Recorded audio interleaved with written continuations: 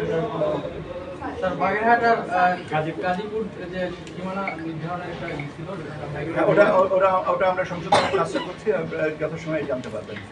তাহলে কি কালকে 300 আসনের তফসিল দিবেন? 300 আসনের তফসিলকে 300 আসনের না দিয়ে উপায় আছে?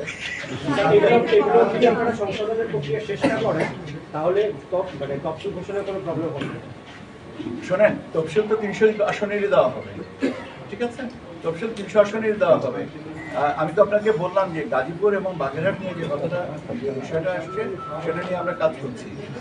সংশোধনটা 24 ঘন্টার মধ্যে কমছে, বাগেরহাটে বাড়ছে, অর্ডার যেরকম মাননীয় আদালতের আদেশ অনুযায়ী একটা সংশোধনীটা নেওয়া হচ্ছে। রিটার্নিং অফিসার যারা হবে, রিটার্নিং অফিসার যারা হবেন তারাই রিটার্নিং অফিসার হবেন। আচ্ছা, এটা যথাসময় পরিপত্র গ্রন্থ পাবেন। অগ্রিম কথাটা আমার জন্য বলা কি সহনীয়?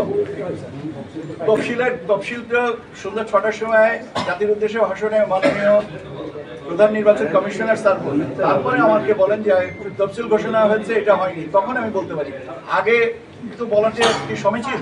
আপনাদের কর্মকর্তা আগে কি দিচ্ছেন রিটার্নিং কর্মকর্তা? আবার এই একই তো প্রশ্ন যে তফসিল ঘোষণার পরে রিটার্নিং অফিসারদের কথাটা আসবে, আগে থেকে এই জিনিসটা আমার বলাটা উচিত না।